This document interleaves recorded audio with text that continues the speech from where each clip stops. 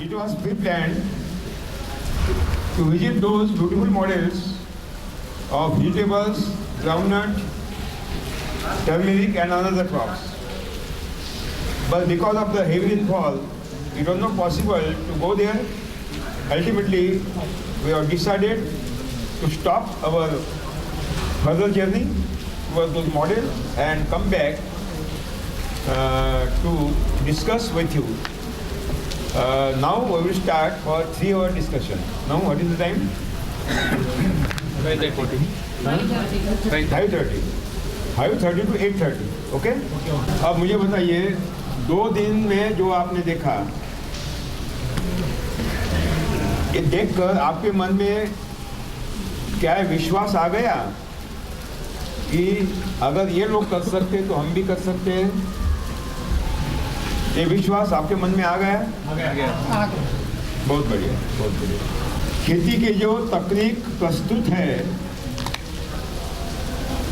उनमें 4 महत्वपूर्ण तकनीक हम देख रहे हैं। नंबर 1 रासायनिक कृषि, दूसरा है सेंद्रीय व्यवसाय, दैट मीन्स जैविक खेती, तीसरा है प्राकृतिक खेती, चौथा है जीरो बजट खेती। अब सवाल खड़ा होता है कि अगर ये प्राकृतिक खेती और जीरो बजट खेती अलग अलग कर दिया, क्या अलग है? क्या एक नहीं है? मुझे लगता है इस पर भी चर्चा होना बहुत आवश्यक है। तो संभ्रम हो रहा है। कुछ लोग बोल रहे हैं कि जैविक खेती प्राकृतिक खेती है। कुछ लोग प्रचार कर रहे हैं कि जैविक खेती और जीरो बजट खेती एक ही है। कुछ लोग और संभ्रम पैदा कर रहे हैं कि जीरो बजट खेती गो आधारित खेती है। तो जीरो बजट बोलने की कोई आवश्यकता नहीं, गो आधारित खेती करना उन्होंने चालू कर दिया, विशेष रूप में स्वदेशीवाद। तो इनमें क्या डिफरेंस है? What are the differences? What are the transparent differences between organic and natural and zero budget? I think that it is very important to discuss now. Organic farming, जिसको जैविक खेती कहते हैं, तेलुगु में सेंद्रीय व्यवसाय कहते हैं, ये भारतीय तकनीक नहीं है। Organic farming is not Indian technology. It is absolute foreign technology. ये विदेशी तकनीक है। हमारे देश की अर्थव्यवस्था को लूटने वालों, जिनकी एक विश्वव्यापी शोषणकारी महाव्यवस्था खड़ी हो गई है, ये शोषणकारी महाव्यवस्था में सम्मिलित लोग हमारे देश को लूटना क्यों चाहते हैं? क्या कारण है? ये लोग वहां बैठे हैं, वहां बस गए हैं जहां साल में 7 महीने खेती होती ही नहीं, क्योंकि साल में 7 महीने भूमि बर्फ से ढकी हुई होती है। जैसे यूरोप, अमेरिका, जिन देशों की अर्थव्यवस्था कृषि प्रधान नहीं होती, उनकी अर्थव्यवस्था उद्योग प्रधान होती है। इसीलिए उन शोषणकारी देशों की व्यवस्था कृषि पर निर्भर नहीं है, उद्योगों पर निर्भर है, क्योंकि वहां कृषि होती ही नहीं है। उद्योग प्रधान अर्थव्यवस्था माने क्या? जिस देश की उद्योग प्रधान अर्थव्यवस्था होती है, उनके सामने केवल 2 उद्देश्य होते हैं। वस्तुओं की निर्मित इतनी ज्यादा मात्रा में करना है और वो वस्तुएं दूसरे देशों में बेचना, ताकि जब दूसरे देश के लोग उनकी वस्तुएं खरीदेंगे तो बाकी देशों का पैसा कहां जाएगा? उनके देश में जाएगा। ये उनका उद्देश्य। There are 2 hidden agendas of that exploiter system. by which they want to exploit our Indian economy, there are two attempts. Number one, to produce that much quantity of the resources or commodities, and secondly, they want to sell those commodities in third world countries so that the third world countries should be exploited and wealth will be gone to the European countries and America. जब आप देखते हैं कि कोई भी रैयत किसान जब बीज खरीदने के लिए शहर आएगा, रासायनिक खाद खरीदने के लिए शहर आएगा, कीटनाशक दवाएं खरीदने के लिए शहर आएगा, ट्रैक्टर खरीदने के लिए शहर आएगा, तो गांव का पैसा कहाँ आएगा? शहर में पैसा रहता है तो हमें मान्य है, हमारे देश में रहेगा, लेकिन ऐसा नहीं होता। शहर में कमीशन रहता है। क्या रहता है? कमीशन। पैसा उन चीजों के उत्पादक बहुराष्ट्रीय कंपनियों के माध्यम से कहा जाता है, उसी शोषणकारी महाअवस्था के पास जाता है, यूरोप अमेरिका जाता है, यानी देश के बाहर जाता है। कितना जाता है?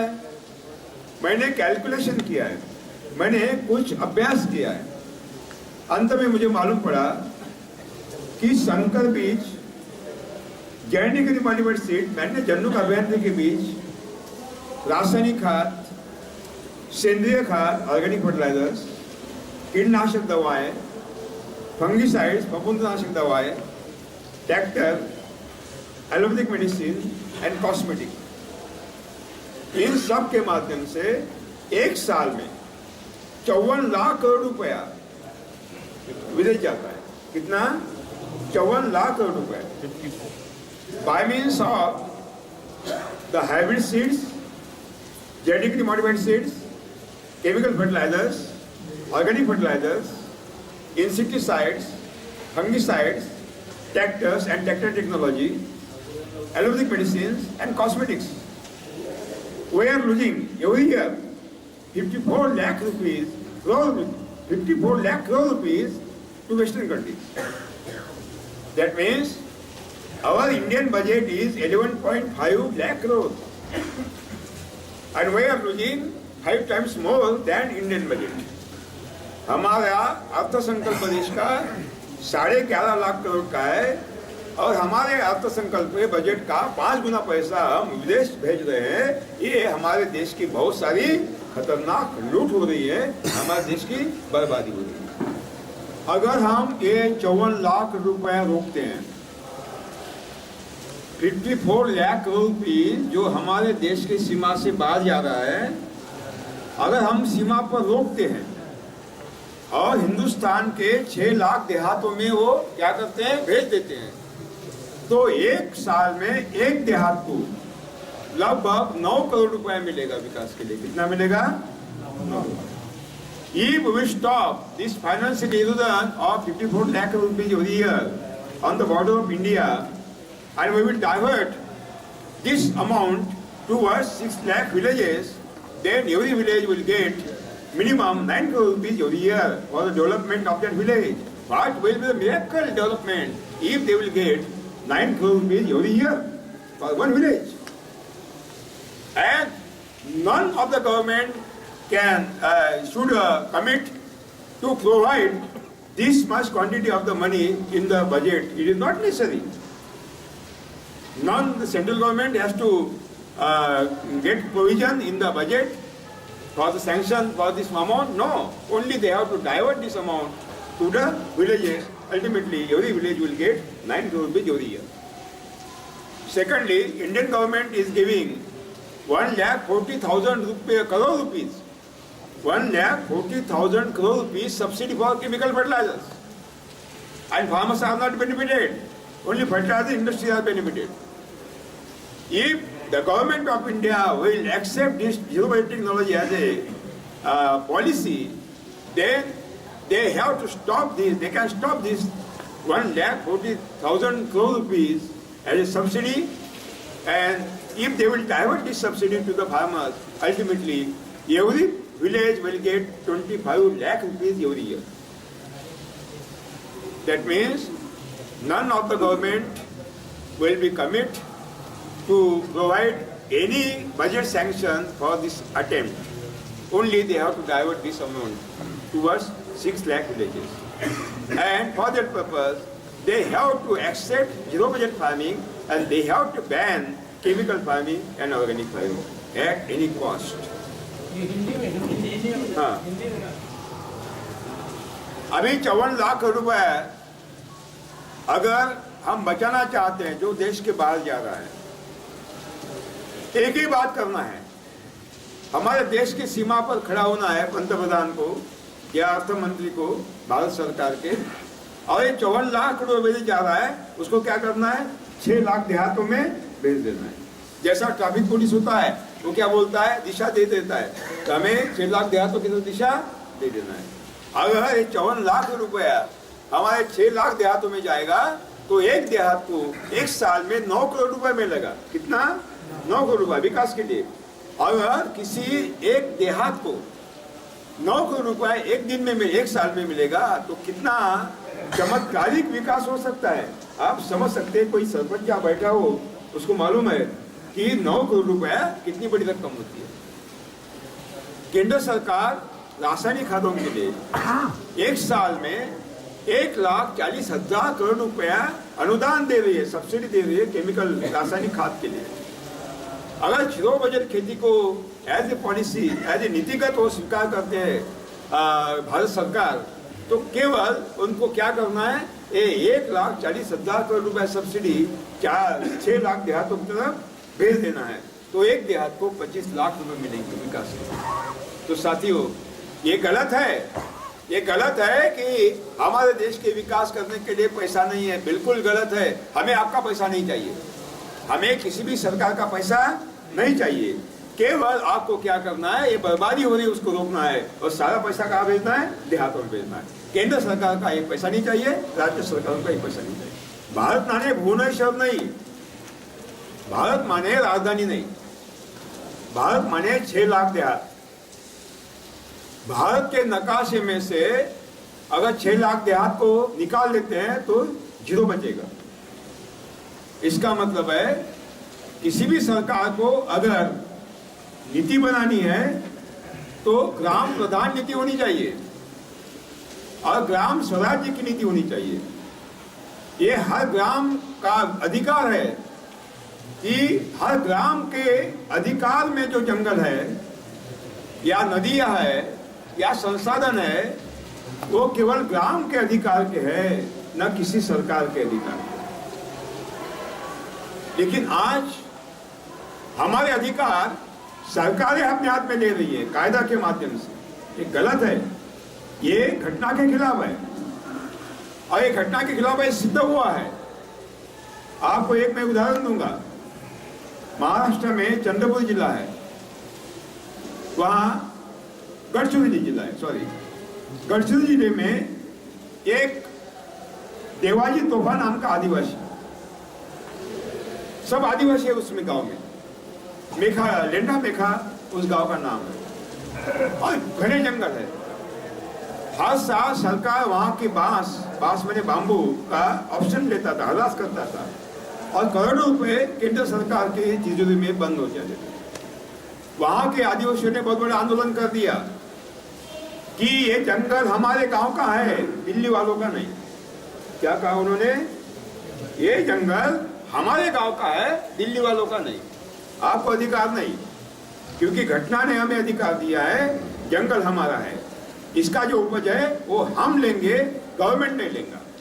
बहुत बड़ा आंदोलन हुआ, और बाद में जबकि घटना में है, इस वजह से जयराम रमेश जो ग्रामीण विकास मंत्रालय के मंत्री हैं खुद वहां गए बेंडाले का, और उन्होंने ये पट्टी किसको दिए, उन गांव वालों को दे दे कि भाई ये जंगल आपका ही है, हमारा।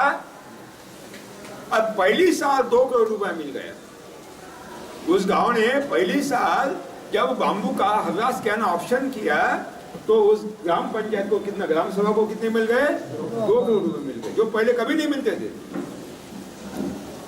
मेरा उद्देश्य है कि ये बड़े बड़े मोर्चे निकालते हैं राजनेता और पॉलिटिकल पार्टियां और किसानों के संगठन, दिल्ली के कैपिटल पर बड़े बड़े मोर्चे निकालते हैं, घोषणाएं करते हैं, पत्थर फेंकते हैं या कुछ गड़बड़ करते हैं, कोई आवश्यकता नहीं, कोई आवश्यकता नहीं।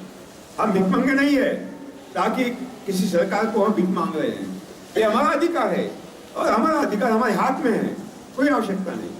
वो अधिकार घटना ने हमें दे दिया है और वो अधिकार प्राप्त करने के लिए लड़ाई लड़ने की आवश्यकता नहीं है। केवल वो अधिकार हमारे हाथ में लेने के लिए एक घटनात्मक ऐसी लड़ाई जो अहिंसक हो, जिसके माध्यम से लेखामेंटा में जो हुआ वह हर गांव में हो सकता है और इसकी शुरुआत ये 0 बजे आंदोलन के माध्यम से जरूर हम करने जा रहे हैं। ये 54 लाख रुपया हम कैसे रोकेंगे? जब हम बीज नहीं खरीदेंगे, जब हम रासायनिक खाद नहीं खरीदेंगे, जब हम जैविक खाद नहीं खरीदेंगे, जब हम ट्रैक्टर नहीं खरीदेंगे, जब हम जेनेटिकली मॉडिफाइड बीज नहीं खरीदेंगे, जब हम एलोपैथिक मेडिसिन नहीं खरीदेंगे, दवाइयाँ नहीं खरीदेंगे, जब हम कॉस्मेटिक नहीं खरीदेंगे, तब कहीं होगा। क्या ये संभव है? आपने देखा है 2 दिन से ही, आपने 2 दिन से देखा है कि राजेबो धावड़ ने बीज खरीदा। कहां से खरीदा? मंडी से, दुकान में से नहीं, क्योंकि उनके पास बीज नहीं था। और कितना? 13 रुपीज पर केजी। अब उन्होंने क्या किया? गुट्टे गुट्टे, अलग अलग गुट्टे, अच्छे अच्छे गुट्टे निकाल दिए और उसका बीज निकाले। अगले साल वही बीज वो बोने वाले। कौन सा बीज बोने वाला है? वही बीज बोने वाले। अरे बीज की आवश्यकता, कल सुबह आप जाएंगे, कल आपको धान की खेती देखना है। क्या की देखना है? धान की, वरी की। आप देखेंगे सुगंधित वरी, ये आप जो खाते हैं ना सटर फटर, वो नहीं, वो वरी नहीं है, वो भूसा है, खा रहे वो। चाहे उड़ीसा वाले हो या आंध्र वाले, भूसा खा रहे, चावल नहीं खा रहे। कल हम देखेंगे एरोमेटिक राइस, चाहे एचएमटी हो, चाहे चिन्नौर हो, काटी चिन्नौर हो, आंबे मोर हो या बासमती हो, वहां आप देखेंगे बीज हमारा गेहूं में बंसी बीज देशी किस्म है। इतनी बढ़िया किस्म देशी गेहूं की, क्या कहे। एक बार उसकी रोटी खाओगे तो दूसरी किस्म की रोटी बिल्कुल नहीं खाओगे। भूखे रहोगे लेकिन रोटी नहीं खाओगे। अगर वो रोटी 3 दिन रखिए वो नरम रहेगी, नरम। केवल रोटी खाइए, जैसे दूध में हम खाते हैं, दूध में मिलाकर ऐसा स्वाद आता है। बहुत बढ़िया, पौष्टिक है, औषधि है। वो बंसी बीज आपको मिल जाएगा। इस सुगंधित धान वरी, ये भी बीज मिल जाएंगे। एक बार आप कहीं बीज कर ले गए, बाद में हर साल बीज लेने की आवश्यकता, आपके पास बीज है। आपने कल देखा कोई भी किसान रासायनिक खाद नहीं डालता है क्या? नहीं डालता। गोबर का खाद डालता है क्या? नहीं डालता। हमारे गांव में हम देखते हैं कि जब ट्रैक्टर से गोबर का खाद खरीदते हैं और भूमि में डालते हैं, कोई आवश्यकता नहीं, कोई आवश्यकता नहीं। देखा है आपने खाद एंडोसल्फान छिड़कने की आवश्यकता। आपने मौसमी संतरा में देखा, क्या देखा? जोताई नहीं है ना, कल्टीवेशन नहीं, यानी ट्रैक्टर की आवश्यकता, यानी बीज की आवश्यकता नहीं, खाद की आवश्यकता नहीं, छिड़काव के लिए दवाओं की आवश्यकता नहीं, ट्रैक्टर की आवश्यकता नहीं। तो पैसा कहाँ जाएगा? गांव का पैसा गांव में रहेगा, बाहर जाएगा? गांव में रहेगा, गांव में रहेगा, बाहर नहीं जाएगा। यानी हमारा नारा है, गांव का पैसा गांव में, गांव का पैसा शहर नहीं जाएगा, लेकिन शहर का पैसा गांव में। देश का पैसा देश में रहेगा, देश का पैसा विदेश नहीं जाएगा, लेकिन विदेश का पैसा हमारे देश में आएगा, तब कई महासत्ता बनेगा। किसी के भाषणबाजी से महासत्य बनने वाला चाहिए, संकर बीज नहीं चाहिए। हो सकता है आपके मन में सवाल पैदा हो कि कैसे संभव है, क्योंकि संकर बीज अधिक उपज देने वाले होते हैं, देशी बीज कहां उपज देते हैं इतना। आपके मन में जरूर सवाल पैदा हुआ, लेकिन मैं आपको बताना चाहता हूं कि कृषि वैज्ञानिक, कृषि विश्वविद्यालय जो बात कहते हैं, झूठी बात कहते हैं, गलत बात कहते हैं, गुमराह करते आ रहे हैं। अभी तक देश को गुमराह किया उन्होंने, गवर्नमेंट को गुमराह किया, किसानों को गुमराह किया है। उनकी हर बात गलत है। संकर बीज अधिक उपज देने वाले होते हैं, जो उनका दावा है झूठ है, क्योंकि मैंने उस प्रयोग किए हैं। 1 एकड़ में मैंने संकर बीज बोया, 1 एकड़ में देशी बीज बोया। यहां भी रासायनिक खाद नहीं डाला, यहां भी नहीं डाला, यहां भी कोई खाद नहीं डाला, सेंद्रीय खाद यहां भी नहीं डाला, यहां भी छिड़काव नहीं किया, यहां भी नहीं किया। केवल बीज बोया, खरपतवार निकाले, अंतर जोताई की और फसल काटी। और मालूम पड़ा कि संकर बीज ने 5 क्विंटल दिया 1 एकड़ में, और देशी बीज ने 7 क्विंटल दिया। क्यों दिया? अगर ये कृषि वैज्ञानिक सही कहते हैं, जबकि उनका दावा है, उनको तो कोर्ट में खींचना चाहिए कि संकर बीज अधिक उपज देने वाले होते हैं, तो देना चाहिए, नहीं दिया। इसका मतलब है लोग झूठ बोलते हैं। बाद में मैंने दूसरा एक प्रयोग किया, 1 एकड़ में संकर बीज बोया, दूसरे में देशी बीज बोया। अब इसको भी रासायनिक खाद डाला, इसको भी डाला, वहां भी छिड़काव किया दवाओं का, यहां भी किया, और चमत्कार हुआ। जैसे ही रासायनिक खाद डाला, संकर बीज ने 1 एकड़ में 20 क्विंटल उपज दिया, और देशी बीज ने 9 क्विंटल दिया। इसका मतलब है जब तक मैंने रासायनिक खाद नहीं डाला, संकर बीज ने देशी बीज से कम उपज दिया, जब रासायनिक खाद डाला तब ज्यादा उपज दिया। इसका मतलब है अधिक उपज रासायनिक खाद का परिणाम है, बीज का परिणाम। हम जैसे पानी में चीनी मिलाते हैं, शक्कर मिलाते हैं, पानी को खुद का रंग रूप स्वाद नहीं होता है ना, लेकिन पानी में चीनी मिलाने के बाद पानी कैसा होता है? मीठा होता है। ये मिठास पानी की है, चीनी की है, चीनी की है। उसी तरह संकर बीजों को जब हम रासायनिक खाद डालते हैं तो अधिक उपज देते हैं, रासायनिक खाद नहीं डालते तो कम उपज देते हैं। इसका मतलब है उनकी मानसिकता अधिक उपज वाली नहीं होती, बल्कि रासायनिक खाद डालने के बाद ही उपज देते हैं। ये जो दावा कर रहे संकर बीज अधिक उपज देने वाले होते हैं, पूरा झूठ है, पूरा गुमराह करने वाला है और गलत है। दिल्ली में ग्रामीण विकास मंत्रालय ने एक बैठक रखी थी, उसमें मेरा भाषण रखा था, और उसमें ग्रामीण विकास मंत्रालय के सभी सर्वोच्च अधिकारी थे, secretary, joint secretary, planning commission के सेक्रेटरी थे, कृषि मंत्रालय के अधिकारी थे, और सर्वोच्च अधिकारी थे, साइंटिस्ट भी थे। हर कोई जानना चाहता था कि जीरो बजट खेती से अगर आप देशी बीज का उपयोग करना चाहते हैं तो उपज घटेगी, क्योंकि देशी बीज उपज कम देते हैं। इनकी धारणा बनी थी।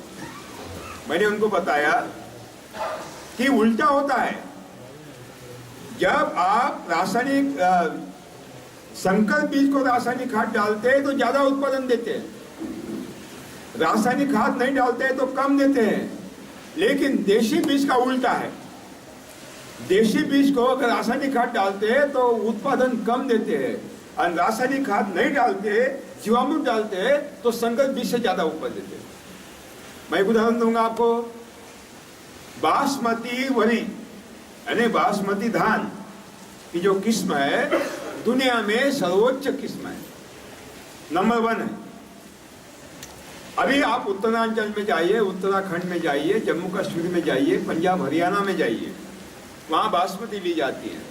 देहरादून बासमती नंबर 1। वहाँ हम 2 महीने घूमे, वहाँ का अभ्यास किया।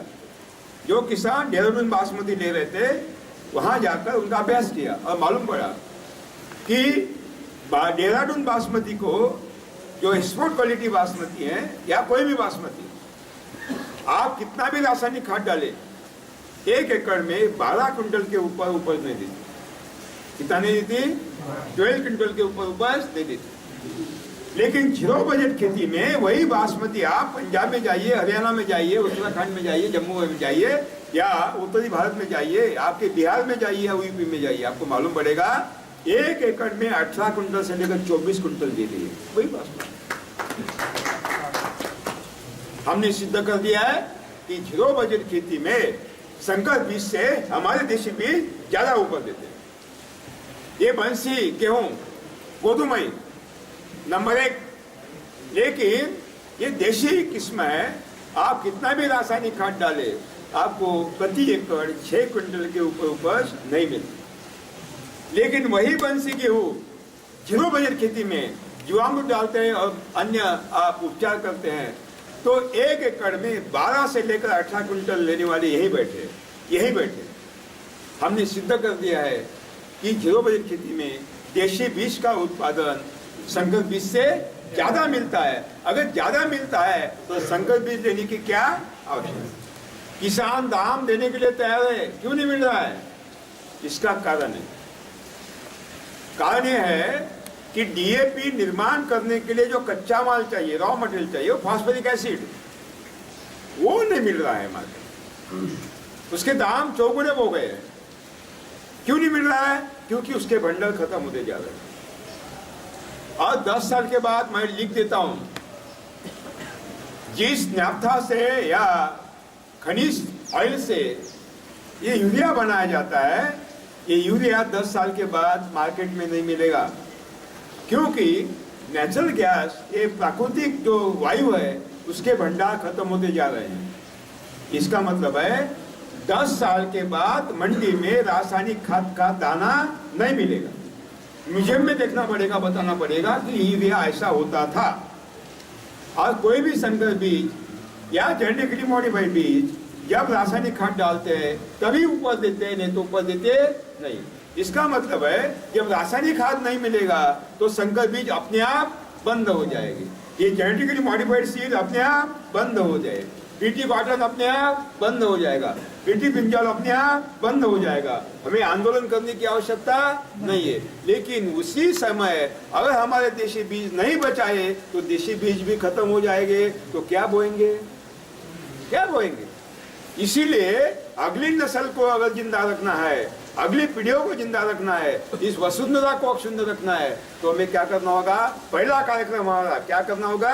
देशी बीज को बचाना होगा और उसको आगे बढ़ाना। जीरो बजट खेती का आंदोलन मैंने शुरू किया। हर कोई कृषि अधिकारी और वैज्ञानिक, कृषि वैज्ञानिक बोलता था कि दक्षिण भारत में बासमती हो ही नहीं सकता, बासमती वही हो ही नहीं सकता। आज हमने सिद्ध कर दिया है कि आंध्र में हमारा बासमती हो रहा है, मॉडल खड़े हैं जीरो बजट में, कर्नाटका में खड़े हैं, केरला में खड़े हैं, तमिलनाडु में खड़े हैं, महाराष्ट्र में खड़े हैं। मुझे बताइए कि 18 रुपए 20 रुपए किलो का चावल बेचना या 120 रुपए चावल बेचना, कौन सा आपको ज्यादा दाम देगा? 120 वाला। और ये 30 रुपए वाला भूसा है, उसमें कुछ भी नहीं है, उसमें है डायबिटीज, उसमें कैंसर, उसमें ऊपर का टिकट, बाकी कुछ नहीं। लेकिन अगर ये एरोमेटिक यानी सुगंधित चावल आप खाएंगे, हमारे पास बीज है, हम आपको बीज देंगे, तो आपका स्वास्थ्य तो बिल्कुल बड़ा बढ़िया होगा, लेकिन आपको ऊंचे दाम भी मिलेंगे। एक उदाहरण मैं दूंगा। 3 प्रकार की वरी होती है, बीज होते हैं वरी के, धान के। एक है संकर बीज, दूसरा है उन्नत और तीसरा है देशी बीज। संकर बीज जैसे सह्याद्री, उसकी एक किस्म है। जो उन्नत है, जया पद्मा, माधुरी दीक्षित है ना, नए नए जो कृषि वैज्ञानिकों ने दिए हैं, बड़े बड़े नाम है, वो है। और हमारा देशी है, जैसे बासमती है, चिन्नौर है, आम्बे मोर है, बादशाही कोलम है, सुरती कोलम है, विष्णु भोग है, गोविंद भोग है, अनेक तरह की सेंटेड वेराइटी है हमारे। जीरका साल है, सुगंधित साल है। अब ये जो संकर का उत्पादन कितना मिलता है प्रति एकड़ प्रोडक्शन, 24 क्विंटल पर एकड़। कितना मिलता है? 24 क्विंटल एवरेज। उन्नत जो है इम्प्रूव वैरायटी, उनका 18 क्विंटल मिलता है, 18 क्विंटल पर एकड़। और देशी का रासायनिक खेती में 12 क्विंटल मिलता है। कितना मिलता है? 12 क्विंटल। अब मिलिंग परसेंटेज इनका कितना है? संकर का है 50%, संकर का 50%, हाइब्रिड का। अगर 100 किलो धान लेते हैं, उसका चावल निकालते हैं तो कितना चावल मिलता है? 50 किलो। जो इम्प्रूव है उनका 60 किलो मिलता है, 60% मिलिंग रेट होती है। और हमारा जो बासमती है उसका 75 kg मिलता है, 75% मिलिंग रेट है ना। अब ये दाम कितने मिलते हैं संकर को? संकर कितना मिलेगा आपको? कितना मिल गया? 24 क्विंटल। लेकिन चावल कितने मिल गए? 12 क्विंटल, है ना। उसका ज़्यादा से ज़्यादा 15 रुपये किलो दाम है। कोई खाता नहीं, सुअर भी खाता नहीं इसको, क्योंकि उसमें कुछ होता ही नहीं। लेकिन सब 15 रुपये क्विंटल पकड़े हमने, 1500 रुपये क्विंटल। तो कितने हो गए? कितना क्विंटल हो गया? 12 क्विंटल। 12 क्विंटल गुनीला 18,000 मिल गए, है ना। मिला तो नहीं, वो तो सब चला जाता है, हमने पॉकेट में कुछ नहीं आता। लेकिन सब 18,000 मिल गए। ये चावल है इम्प्रूव उन्नत के, इनके 10.5 क्विंटल चावल मिलते हैं। और 30 रुपये किलो अगर आपने बेचा, क्या दाम है अभी? 21,000। कितने? 21,000। 31,000 है, यानी 3,000 रुपये। 3,500 का हिसाब से नहीं, ये उन्नत 3,500। जया पद्मा ये भागा है, खाते हैं। बीपीडी बताया ना आपने। बीपीडी कितने हैं? बीपीडी के 25 से 30 के आगे नहीं है। बीपीडी का दाम क्या है चावल का आंध्र में? 30 रुपये, ठीक है। हाँ, तो 32,000 35,000 मिल गए। कितने मिल गए? 35,000। यानी संकर ने कितने दिए? 18,000। उन्नत ने कितने दिए? 35,000, यानी दुगुने दिए, है ना। और हमारा ये बासमती 12 क्विंटल कम से कम पकड़ी है रासायनिक खेती में। हमने 18 लिया है, 24 लिया है, 12 पकड़ी है। 9 क्विंटल आपको चावल मिलते हैं। कितने मिलते हैं? कम से कम 60 रुपये किलो, कम से कम। वो टुकड़ा बासमती का टुकड़ा 60 रुपये, आधा टुकड़ा 120, और पूरा अखंड 250। 54,000 मिल गए। हाँ, 54,000 मिल गए। 60 रुपये पकड़ी है, 60 पकड़ेंगे तो 54 रुपये। हाँ, 54 मिल गए। यानी शंकर ने आपको 18 दिया, उन्नत ने आपको 36 दिया, और देशी ने कितना दिया? 54,000 रुपये दिया। अब किसने पैसा ज्यादा दिया आपको? हाँ, देशी नहीं दिए। उल्टा रासायनिक को, अपने संकर बीजों को और उन्नत को आपने रासायनिक खाद डाला, दवाओं का छिड़काव किया, बहुत सारी बातें की, और आपको हाथ में क्या मिला? 0 मिला। यहाँ कुछ नहीं डाला, यहाँ कुछ नहीं डाला, लेकिन पूरा का पूरा 54 लाख रुपए, आप 54,000 रुपये कहाँ आए? आपके जेब में। आत्महत्या करना पड़ेगा? बिल्कुल नहीं करना पड़ेगा। से उत्तरी भारत से बहुत सारे लोग हैं, मध्य प्रदेश से भी है, छत्तीसगढ़ से भी है, जो गेहूं लेते हैं। क्या लेते हैं? गेहूं। और तेलंगाना भी गेहूं लेते हैं ना, तेलंगाना में गेहूं लेते हैं। रायलसीमा में शायद न गेहूं, लेकिन तेलंगाना में लेते हैं। अभी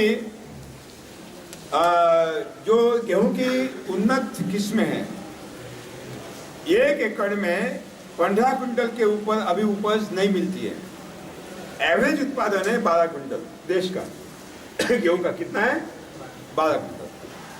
15 भी पकड़े, मंडी में दाम कितने मिलते हैं? 1200 रुपये, यानी 18,000 रुपये मिल गए। कितने मिल गए? 18,000। लेकिन ये बंसी, हमने बंसी 2500 रुपये लेकर 3,000 रुपये क्विंटल बेचा। कितना बेचा? 2,500 से लेकर 3,000 रुपये क्विंटल बेचने वाले यही है।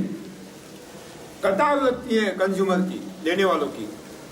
हम उनको एक ही बताते हैं, आपको कैंसर से मरना है क्या? नहीं है, तो ये 0 बजट का लीजिए और बचिए। पैसे वो बिल्कुल नहीं, ये दाम बिल्कुल नहीं पूछते, 3,000 रुपये ले लेते हैं। आप 2,500 भी पकड़े आप, और कम से कम 12 क्विंटल बंसी का उपज ले 1 एकड़ में। हमने तो 18 क्विंटल लिया है, कम से कम 12 क्विंटल ले तो कितना हो गया? 30,000 रुपये हो गया। कितना हो गया? 30,000 रुपये। यानी आपको ये उन्नत ने कितना दिया? 18,000। और हाथ में कुछ नहीं आया क्योंकि रासायनिक खाद डाला, सब कुछ आपने डाला, लेकिन बंसी ने आपको 30,000 रुपये दिया, डाला कुछ नहीं, 10% पानी और 10% दे। कौन सा गेहूं आपको ज्यादा पैसे देगा? बंसी देगा। इसका मतलब है हमें अब एग्रीकल्चर यूनिवर्सिटी के पीछे दौड़ना, कृषि वैज्ञानिकों को सुनना नहीं है, उनका बीज हमें नहीं चाहिए। हमारा बीज हमें संजो के रखा है, वही हमें बोना है। कल आपको बीज उपलब्ध होगा, परसों जिनको धान का बीज चाहिए, वरी का बीज चाहिए, वो यहाँ उपलब्ध होगा, खरीद सकते हैं, नहीं तो बुकिंग कर सकते हैं, आपके यहाँ वो भेज सकते हैं, या बंसी गेहूं का बीज चाहिए वो भी उपलब्ध हो जाए। कपास के बीज में बारे में मैं कहूँगा कि यहाँ तेलंगाना से कपास उत्पादक आए हैं। कौन कौन आए हैं? आदिलाबाद से, निजामाबाद से, या ये सब बीटी वाले हैं। 2-3 छोड़कर सब बीटी वाले यानी बाटा वाले। बाटा कंपनी की। इन्होंने देश को बर्बाद कर दिया, इन्होंने नहीं, बीटी ने। जब रासायनिक खाद नहीं मिलेंगे तो ये क्या करेंगे? बीटी नहीं बोएंगे। बीटी जो बीज है वो नपुंसक है। क्या है? नपुंसक है। जरा डॉक्टर लोगों को मिलिए, नपुंसकता क्यों बढ़ रही है? बीटी कॉटन का जो बीज है, बीज का तेल सोयाबीन के तेल में मिलाकर बेचते हैं, क्योंकि दूसरा तेल ही नहीं है ना? वो तेल हम खाते हैं, उसका क्या परिणाम स्वास्थ्य पर होता है जरा उनको पूछिए। साथियों, अगर बीटी आपने लिया, कितना पैसा मिलेगा? कैलकुलेशन करिए। बीज का दाम लिखिए, कुल रासायनिक खाद कितना डालते हैं उतना दाम लिखिए, उसकी मजदूरी लिखिए, दवाओं का छिड़काव करना पड़ता है उसकी मजदूरी निकलिए, खरपतवार बहुत तेजी से बढ़ते हैं क्योंकि रासायनिक खाद डालते हैं तो तेजी से बढ़ते हैं, उसकी मजदूरी निकालिए, उसका ब्याज निकालिए, मैनेजमेंट का खर्चा निकालिए। बाद में मालूम पड़ेगा कि बीटी वालों के हाथ में कुछ भी बचता नहीं है, केवल कर्जा बचता है। लेकिन अगर हम कपास के हमारे देशी बीज बोएंगे तो आपको पैसे मिलते ही रहेंगे, क्योंकि बीज खरीदना ही नहीं है। पहले साल बीज लिया, अगले साल बीज खरीदना। यहाँ आदिलाबाद जिले से 2-3 लोग आए हैं क्या? आए, तो उनके भी अनुभव हम अभी लेंगे। इन्होंने क्या किया, हमारे पास था बीज, देशी बीज का, देशी कपास का बीज लेके गए साल LR के 516, और जैसे हमने बताया था उसी तरह उन्होंने बोया। आदिलाबाद जिले के पास उनका गांव है, 2 गांव में ये 3 किसान रहते हैं, और 2 लाइन 2 कतारें कपास की, एक उड़द की, एक उड़द। अब वो बता रहे, अपने मुंह से बताएंगे कि बहुत ही बढ़िया फसल है। और एक दूसरी खासियत है ये बीजों की, बीटी कॉटन मार्च महीने तक निकलता है अगर आप उसको सीजन करते हैं, नहीं तो दिसंबर तक तो जाता ही है। लेकिन ये जो हमने बीज दिया है उनको, वो नवंबर में खत्म हो जाता है और आप उस पर गेहूं गोदुम ही ले सकते हैं। यानी आपका खर्चा 0 है, मुनाफा ही मुनाफा है, और उसके बाद गोदुमों का क्रॉप भी आपके हाथ में आ जाता है। उसमें उड़द भी मिलता है, बंती भी मिलता है, उसमें बंती भी लगाना है, उड़द भी लगाना है, अलसंदा भी लगाना है। इस तरह का प्लानिंग, उसमें मेकेजोना भी लगाना है। इस तरह का प्लानिंग हम करेंगे। तो मैं इसके बाद हम उनको भी बुलाएंगे, उनके अनुभव यहाँ आपके पास खरीदा है भारदेश से, और मुझे बताया कि वो साहब ने बताया कि कैसा लगाने का जी वो 1.5 फीट लाइन खींचा है, उसमें 2 लाइन कपास लगाया और बीच में 1 लाइन उड़द और मकई लगाया। और वैसे ये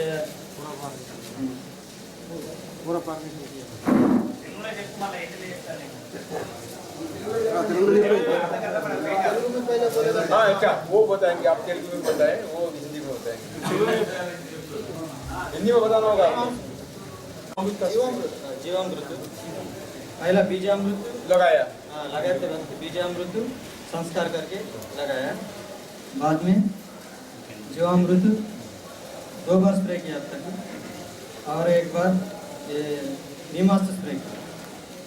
अब जरा हेवी रेन्स होने के बाद ये ज़्यादा पानी गिर रहे हैं ना, इसके वजह से जरा पीलापन आए थे, उसके लिए ये खुला मज्जिगा स्प्रे किया, उससे जरा अच्छा आ गए थे। अब क्रॉप का पोजीशन ठीक तो है, लेकिन और पानी गिरने से और जरा रुक गए और पीलापन दोबारा आ गए। अब स्प्रे करने के लिए अब खेल नहीं है, हम इधर आ गए थे, लेकिन क्रॉप तो मेरे को सेटिस्फैक्शन है। हमारा खर्चा बचे, अब कम से कम 1 एकड़ में 30,000 खर्चा होता था, वो खर्चा बच गए। अब मेरे खेत में उड़द का क्रॉप रेडी है, वो काटने को रेडी है, उड़द तो मिल रहे और काटन का और 1 महीने के बाद शुरू हो जाता। अब इन कंपेरिजन टू केमिकल मिट्टी वालों का हाल बताइए, आपका हाल क्या है? हाँ वैसा बोले तो अब केमिकल का तो देखने को मेरे क्रॉप से अच्छा बढ़ी गई, उसमें बोल्स कुछ नहीं बनेगी। बड़े बोले तो मेरे से ऊपर बड़े केमिकल का। बारिश से कोई नुकसान उनका, कीट आए, बीमारी आई? हाँ बीमार तो है, उसमें वाइट फ्लाई, जैसिड और थ्रिप्स सब देख सकते हो, बहुत ज्यादा है। वह बहुत ज़्यादा है। अपने क्रॉप पे वो नहीं है। ये महत्वपूर्ण है, ये महत्वपूर्ण है।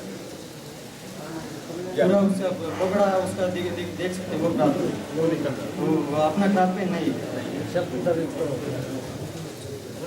यानी बीमारी नहीं है, कीट नहीं है, खर्चा नहीं है।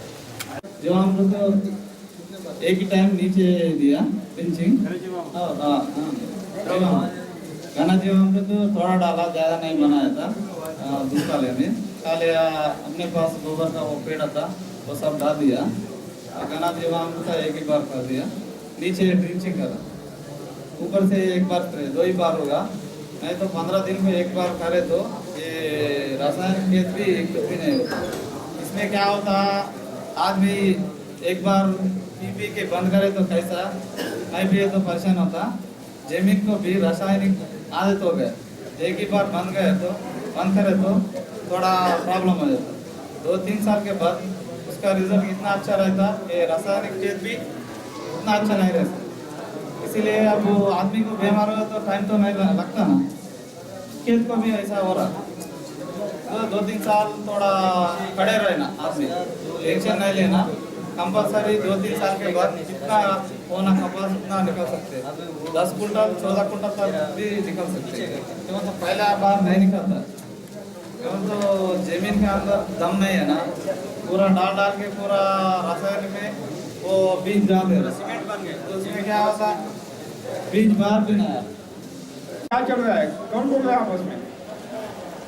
या पार्लियामेंट है क्या? साथियों,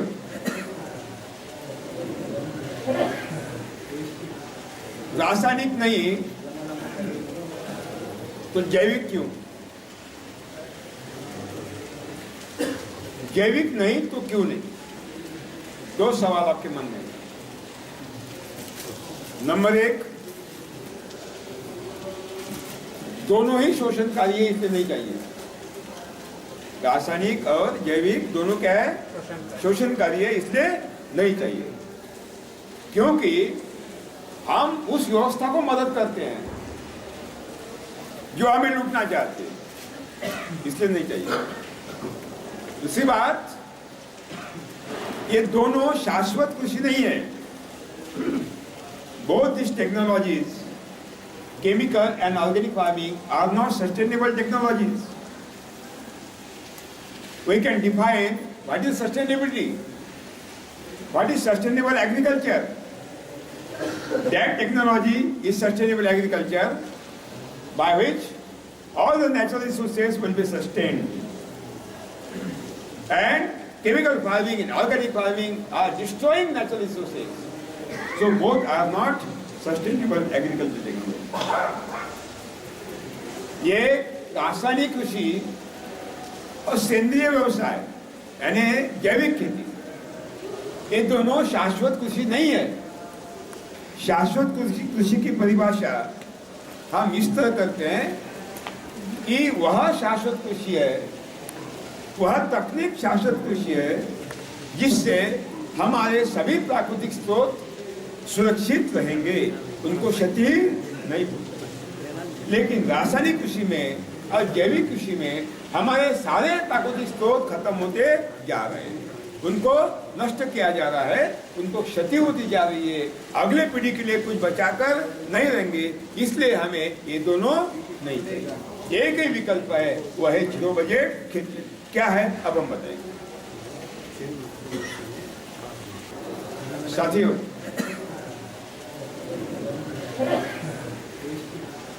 रासायनिक नहीं तो जैविक क्यों? जैविक नहीं तो क्यों नहीं? दो सवाल आपके मन में। नंबर एक, दोनों ही शोषणकारी है, इसलिए नहीं चाहिए। रासायनिक और जैविक दोनों क्या है? शोषणकारी है, इसलिए नहीं चाहिए। क्योंकि हम उस व्यवस्था को मदद करते हैं जो हमें लूटना चाहते हैं, इसलिए नहीं चाहिए। दूसरी बात, ये दोनों शाश्वत कृषि नहीं है। Both this technologies, chemical and organic farming, are not sustainable technologies. We can define what is sustainability, what is sustainable agriculture. That technology is sustainable agriculture by which all the natural resources will be sustained. And chemical farming and organic farming are destroying natural resources. So both are not sustainable agriculture technology. ये रासायनिक कृषि और सेंद्रीय व्यवसाय यानी जैविक खेती, ये दोनों शाश्वत कृषि नहीं है।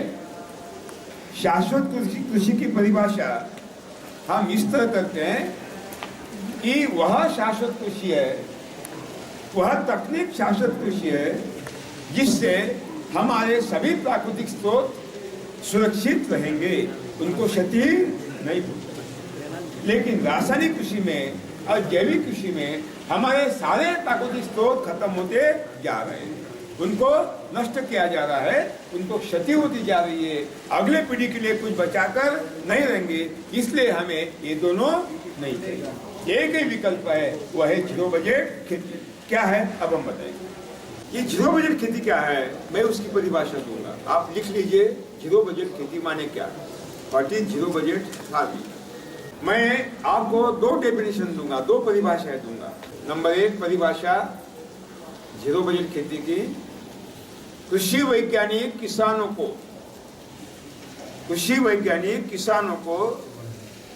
जो करने को कहते हैं वो कुछ नहीं करना।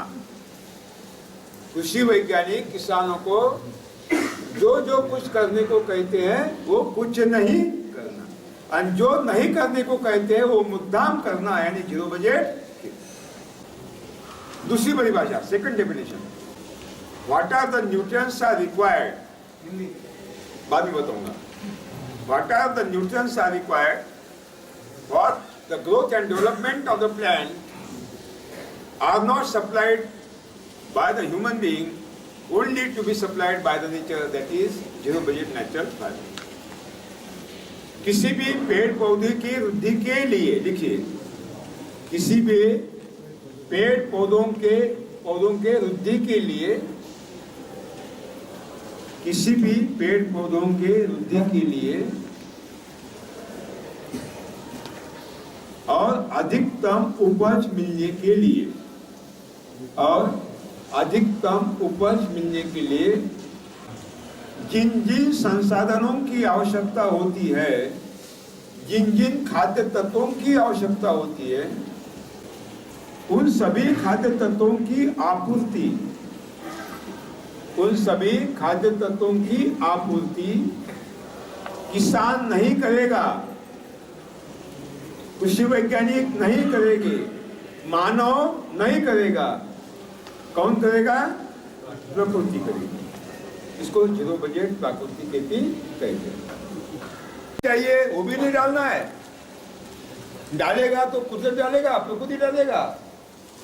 वो डीएपी नहीं डालना है, पोटेशियम सल्फेट भी नहीं डालना है, छिड़काव भी नहीं करना है, पानी भी नहीं देना है, कुछ भी नहीं करना है। करेगा तो कौन करेगा? हम नहीं करेंगे, जोताई भी नहीं करना है। कैसे संभव है? क्या मैं मूर्ख बना रहे हो? आपके मन में सवाल है। लेकिन मैं एक उदाहरण देता हूं। घने जंगल में जाइए, घना जंगल कुदरत है, प्रकृति है, ईश्वर का संविधान है। Nature is the constitution of the God. Nobody has seen the God, but we can see the God in terms of the nature. ये प्रकृति भगवान का संविधान है, और प्रकृति में जो जो भी है भगवान का आदेश है। अब मुझे बताइए, घने जंगल में वो बनती, आपने इमली का पेड़ खड़ा है ना, चिंता का, विशाल का पेड़, चिंता का, मामेरी का, आम का विशाल का पेड़ खड़ा है, जामुन का अनगिनत फलों से लदा हुआ। आप माप नहीं सकते इतने फल हर साल, बिना मानवीय सहायता, बिना मानवीय अस्तित्व। That forest tree, a huge tree of tamarind, maybe mango, maybe any other, with uncountable fruits, standing every year, without human existence, without any human assistance. Why?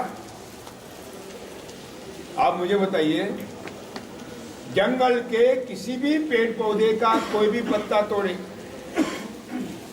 दुनिया के किसी भी प्रयोगशाला में परीक्षण करें, आपको नाइट्रोजन की कमी नहीं मिलेगी, फास्फेट की कमी नहीं मिलेगी, पोटैश की कमी नहीं मिलेगी, सूक्ष्म खाद्य तत्वों की कमी नहीं मिलेगी। You cut down any leaf of any plant, forest plant, and investigate in any laboratory in the world, you will not see even single deficiency of any nutrient in the plant body. That means all the nutrients are available. जंगल के पौधों के शरीर में nitrogen की कमी, phosphate की कमी नहीं है, पोटैश की कमी नहीं है, सूक्ष्म खाद्य तत्वों की कमी नहीं है। इसका मतलब है ये सब उसको मिल गए हैं। हमने दिए, किसने दिए? प्रकृति ने दिए। इसका मतलब है प्रकृति की व्यवस्था है। There is a self-reliant, self-nourishing, self-developing system of the nature by which all the nutrients are available automatically. It is not necessary to human being to give experiment. That is called zero budget. जंगल के किसी भी पेड़ पौधे के शरीर में, पत्ते में कोई भी कमी नहीं। इसका मतलब है सभी खाद्य तत्वों को मिल गए। कहां से लिए? हवा से लिए, भूमि से लिए। अगर भूमि में नहीं होते तो मिलते क्या? अगर भूमि में नहीं है, जैसे हमारे कृषि वैज्ञानिक बोलते हैं कि में कुछ भी नहीं है, ऊपर से डालिए, हमें मूर्ख बना रहे लोग। अगर भूमि में नहीं होते तो मिलते नहीं, लेकिन मिले है, इसका मतलब भूमि में है, भूमि अन्नपूर्णा है, ऊपर से डालने की बात झूठी है। लेकिन जो भूमि में खाद्य तत्व है वो जड़ों को जिस रूप में चाहिए उस स्थिति में नहीं है। भूमि में जितने भी खाद्य तत्व है जड़ों को जिस स्थिति में चाहिए उस स्थिति में नहीं है। ये क्या स्थिति है जिससे भूमि में है लेकिन नहीं ले सकती जड़ें, ये हम इसके बारे में विस्तार करेंगे। के बोरे भरे हैं, दाल भरी है, खाना पकाने के लिए जो चाहिए सब भरे हैं, है ना। और खाना पकाने वाली पत्नी मायके चली गई। कहाँ चली गई? उसके पिता के घर चली गई। और आपको खाना पकाना आता नहीं, और भूख लगी है, आप क्या करेंगे? हाँ, होटल वर्षों का ढूंढेंगे, है ना, कहाँ मिलता है।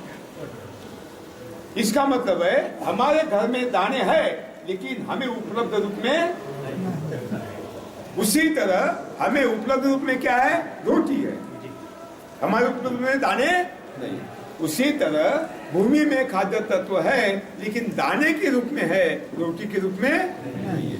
रोटी के रूप में नहीं है, दाने के रूप में, इसलिए जड़ों को आवश्यक रूप में नहीं है, जिसको बोलते हैं अनुपलब्ध स्थिति में, नॉन अवेलेबल फॉर्म में। नॉन अवेलेबल फॉर्म म्हणजे मतलब दाने। हमारे घर में अगर खाना पकाने वाली हमारी पत्नी, माँ, बहन घर में नहीं होती तो हमें खाना नहीं मिलता। अगर हमें घर का खाना चाहिए तो जब घर में आएंगी मायके से, वो क्या करेंगी? चक्की में आटा बनाएंगी।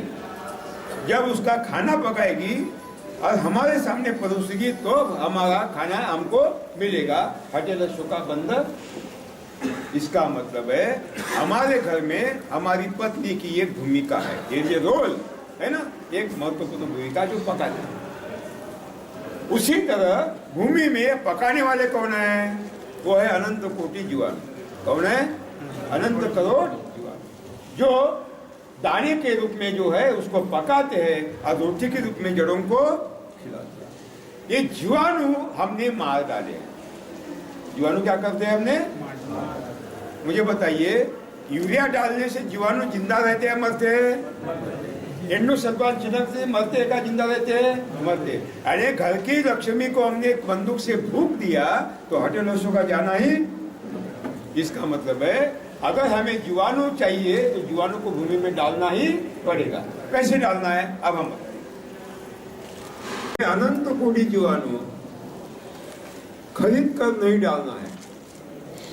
ये माँ बाप, सरकार, कृषि वैज्ञानिक हमें छोटे पैकेट देते हैं ना, क्या बोलते हैं उसको? बायो फर्टिलाइजर बोलते हैं ना। ये हमें नहीं लेना है, क्योंकि ये सौतीली माँ है, ये सगी माँ। तो सगी माँ कहाँ है? वो देशी गाय के गोबर में। कहाँ है? देशी गाय, देश वाली आऊ के आऊ पेड़ा में। 1 ग्राम आऊ पेड़ा में, देशी गाय के 1 ग्राम गोबर में कम से कम 300 करोड़ से लेकर 500 करोड़ जीवाणु होते हैं। कितने होते हैं? 300 कोटि से लेकर 500 कोटि। अरे जब 1 ग्राम देशी आऊ पेड़ा हम भूमि में डालते हैं, जब हम 1 ग्राम देशी गाय का गोबर भूमि में डालते हैं तो 300 करोड़ जीवाणु भूमि में डालते हैं। वो भूमि में डालने के बाद क्या होता है? भूमि में फैलते हैं, पकाते हैं और जड़ों तक पहुंचा देते हैं। केवल गोबर डालना आसान नहीं है, क्योंकि गोबर डालने से भूमि में जीवाणु फैलते नहीं। इसीलिए उनकी संख्या बढ़ाने के लिए हमने उस देशी गाय के गोबर से क्या बनाया है? घन जीवामृत बनाया है, जीवामृत बनाया है। इसका मतलब है ये जीवामृत, घन जीवामृत खाद नहीं है, खाद नहीं है। वो क्या है? जामन है। क्या है? जामन है। जामन कल्चर है। तेलुगु में क्या बोलते हैं? दूध में दही डालते हैं, तोड़ू तोड़ू। हाँ, तोड़ू है। क्या है? तोड़ू है। कैसे? मैं बताऊं। देशी गाय का ही क्यों, जर्सी होल्स्टीन का क्यों नहीं? आपके मन में सवाल होगा। क्योंकि जर्सी होल्स्टीन गाय नहीं है, एक खतरनाक प्राणी है। जर्सी होल्स्टीन विनाशक खतरनाक राक्षस प्राणी है।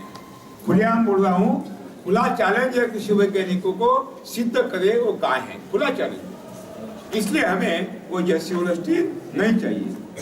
देशी गाय के 1 ग्राम गोबर में 300 करोड़ जीवाणु कम से कम मिले हैं।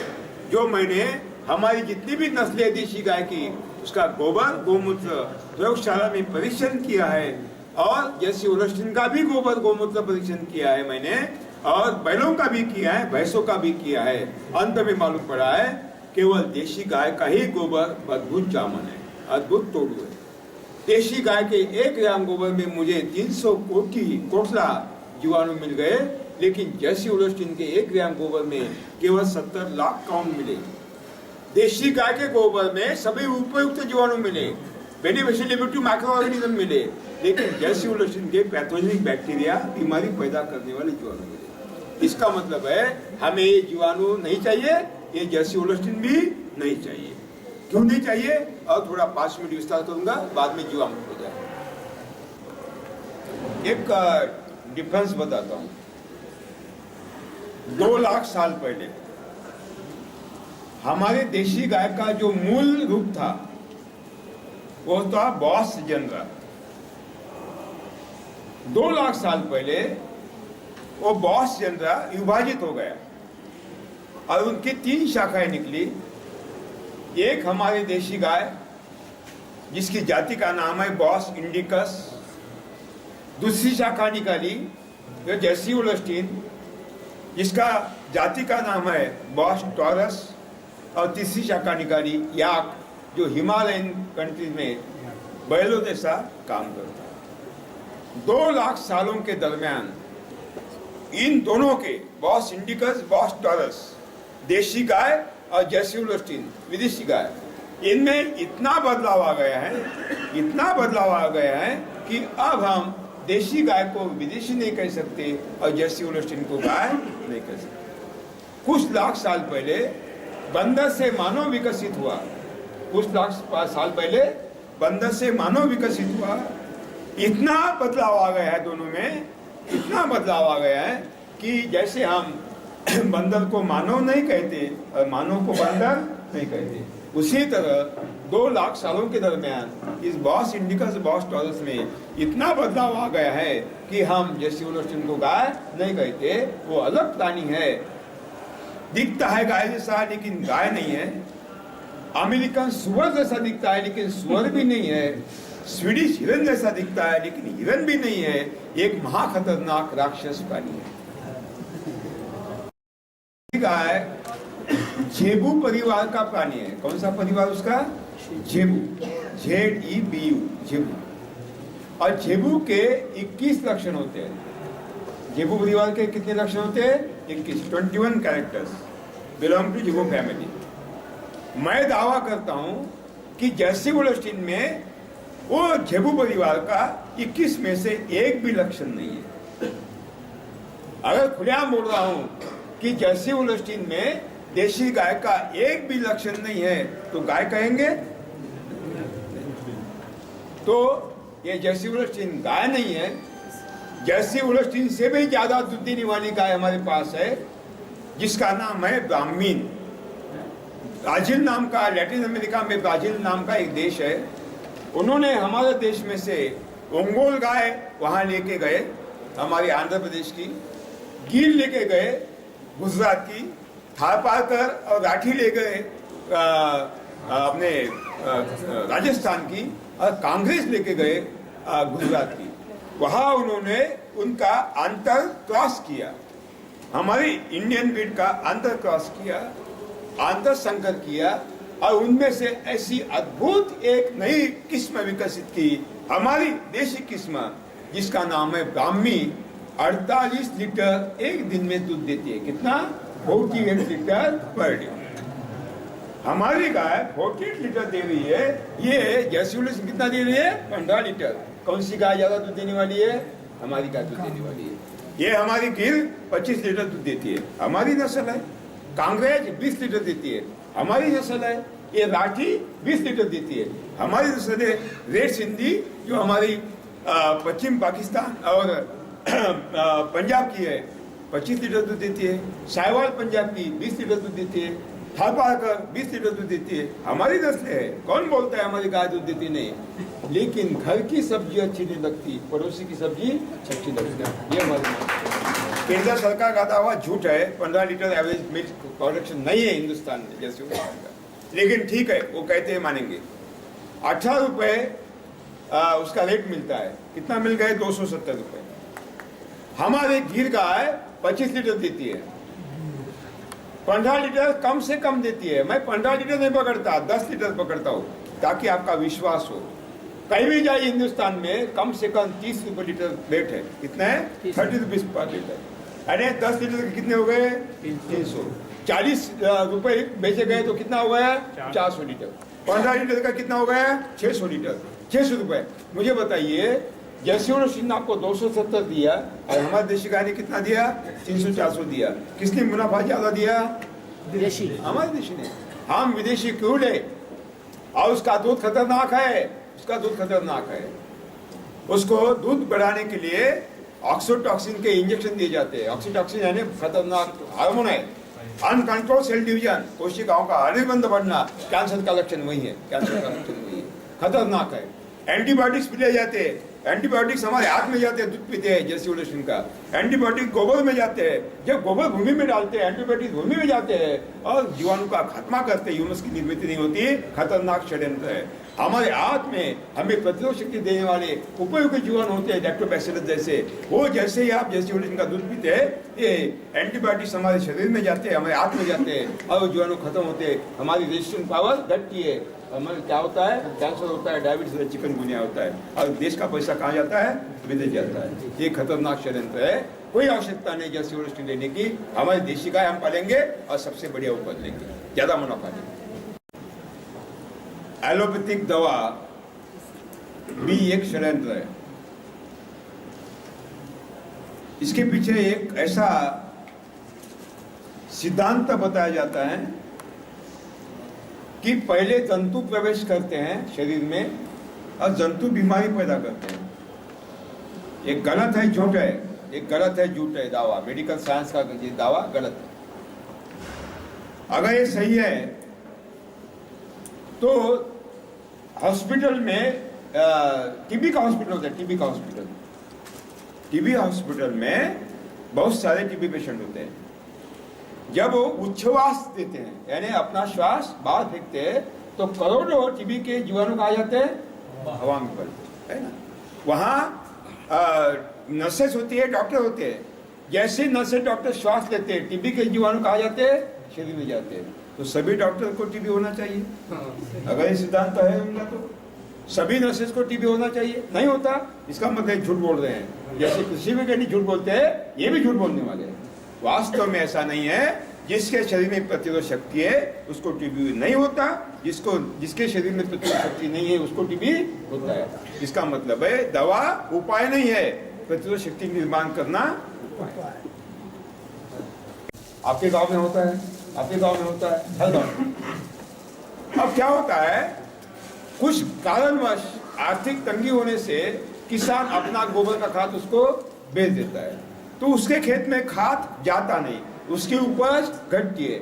उसकी उपज घटती है तो उसके बच्चे भूखे रहते हैं और पाप खरीदने वाले के मत्थे पर चढ़ता है। ये शोषण व्यवस्था है। क्या ऐसा कोई टेक्निक है? मैंने सोचा कि 99% जो किसान है जिनके पास खाद खरीदने के लिए पैसा नहीं है, ऐसा तकनीक क्या मैं उनको दे सकता हूँ? और वो तकनीक मैं आपको दे रहा हूँ। इसका नाम है जीरो बजट खेती। उसमें गोबर का खाद भी डालने की आवश्यकता, कुछ भी खरीदना नहीं है। गांव का पैसा गांव में, गांव का पैसा शहर नहीं, शहर का पैसा गांव में। कितना खाद चाहिए? गोबर चाहिए देशी गाय का। तो मैंने एक प्रयोग किया। 1 एकड़ को 1000 किलो गोबर डाला, देशी आउ पेड़ा। दूसरे 1 एकड़ में 900 किलो डाला। तीसरे 1 एकड़ में 700 किलो डाला।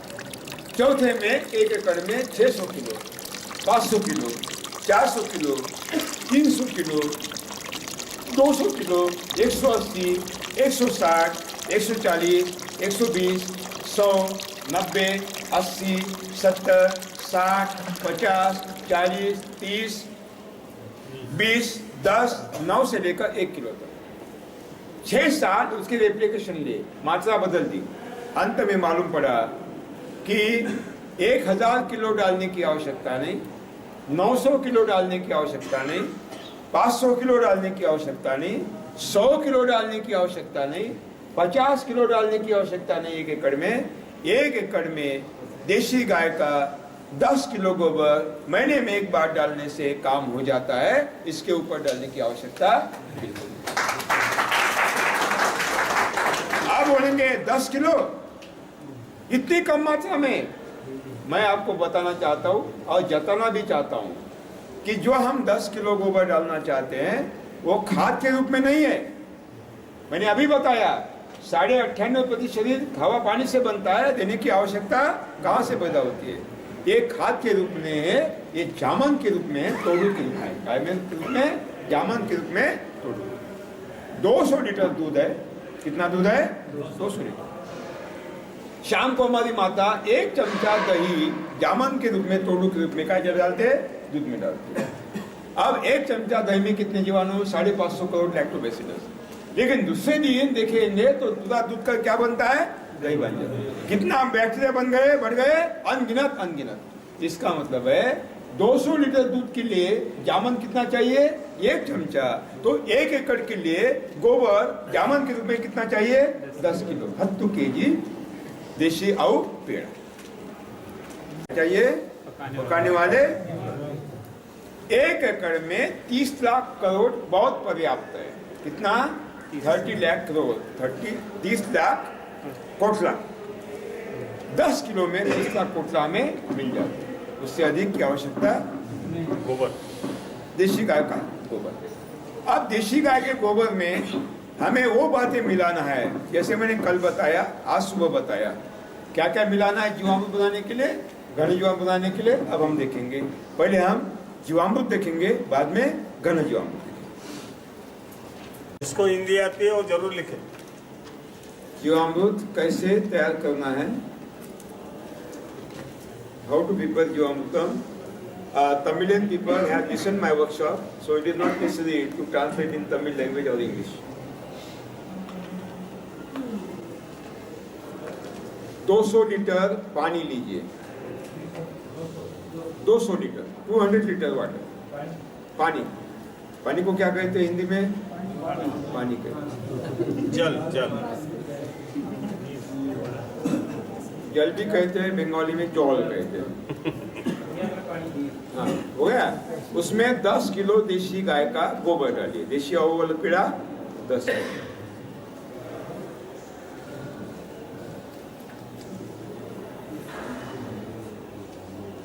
हो गया। 5 से 10 लीटर गोमूत्र डालिए, 5 से 10 लीटर गोमूत्र,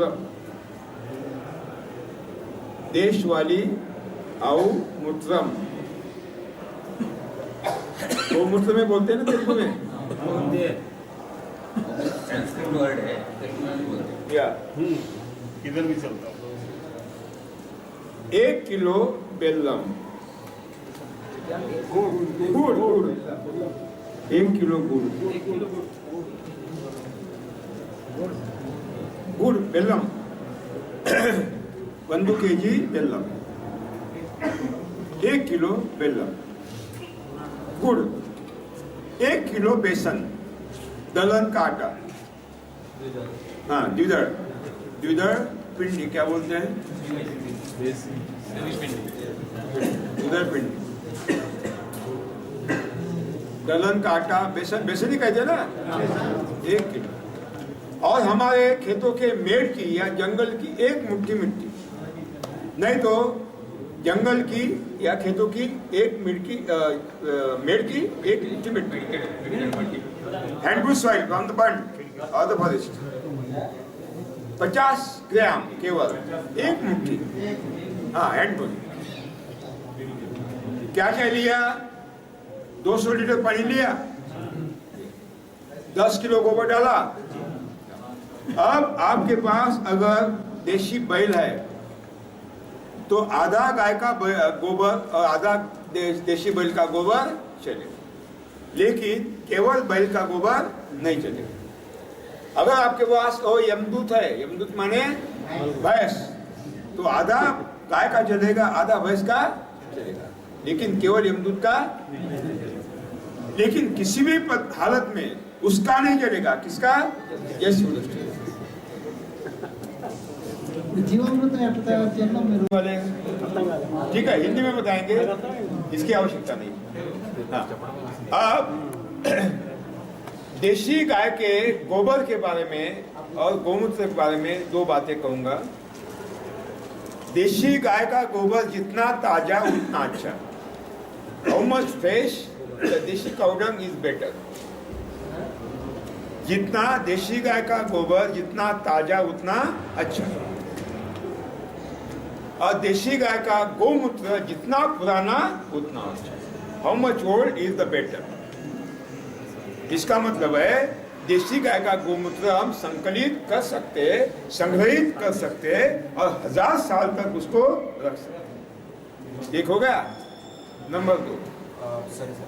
In between, is there a method to preserve anything, any content? या सेकंडली, जो गाय ज्यादा दूध देती है, मैंने उसको जांच लिया है प्रयोगशाला में और अनुभव के मार्फत मैं बता रहा हूं, जो गाय ज्यादा दूध देती है उसका गोबर गौमूत्र कम प्रभावी होता है, और जो गाय सबसे कम दूध देती है उसका गोबर गौमूत्र ज्यादा प्रभावित है।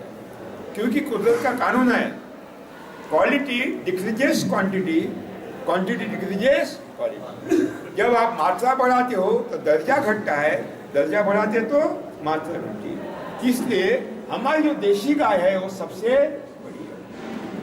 सर, गाय का गोबर कितने दिन तक का ताजा माना जाता है? 7 दिन तक। 7 दिन का इकट्ठा किया तो ताजा या मुझे मालूम है तेलुगु वालों को हिंदी अच्छी तरह से समझ में आती है, उनको माधुरी दीक्षित मालूम है, श्रीदेवी मालूम है, हिंदी सिनेमा देखते हैं, ये नाटक कर रहे हैं।